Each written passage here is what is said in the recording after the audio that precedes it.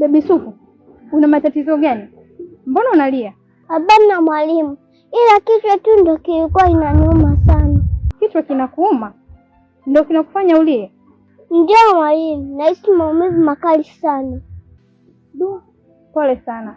Na kwa nini hujaja kuniomba ruhusa ukaenda nyumbani? Mwalimu, hata hivyo muda wa kuruhusiwa umekaribia. Ndio maana sija kuomba ruhusa. Oh, basi sawa. Nilikupatia bahasha ukampatie mzazi wako. Vipi, ulifikisha?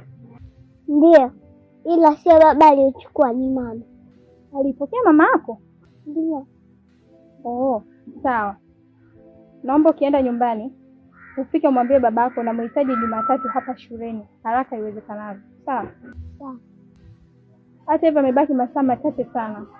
Mimi nakupatia ruhusa ukachukue begi lako uende nyumbani. Tutaonana Jumatatu. Sawa? Sawa mwalimu, asante. Tuondoke.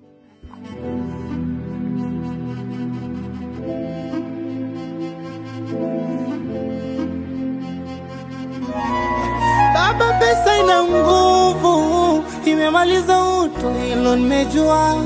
Mwanao sina pa kulala wala pa kula, wewe ndo nakutegemea.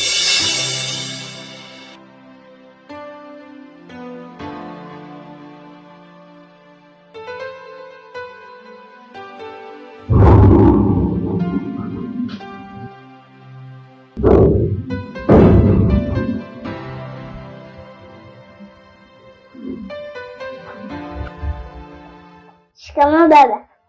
Marahaba mwanangu. Nakuona unatoka shuleni. Vipi umeandika? Nimeandika pia na kusahisha. Oh, umesahisha. Basi sawa. Baba. Mwalimu kasema hivi, Jumatatu unahitajika shuleni. Jumatatu unahitajika shuleni? Ndio. Kuna nini? Mimi sijui. Basi sawa mwanangu. Nadhani chakula kiko tayari. Hebu kabadilishe nguo ule chakula. Sawa. Tawasiliana naye, sawa? Haya, basi sawa. Haya, sawa.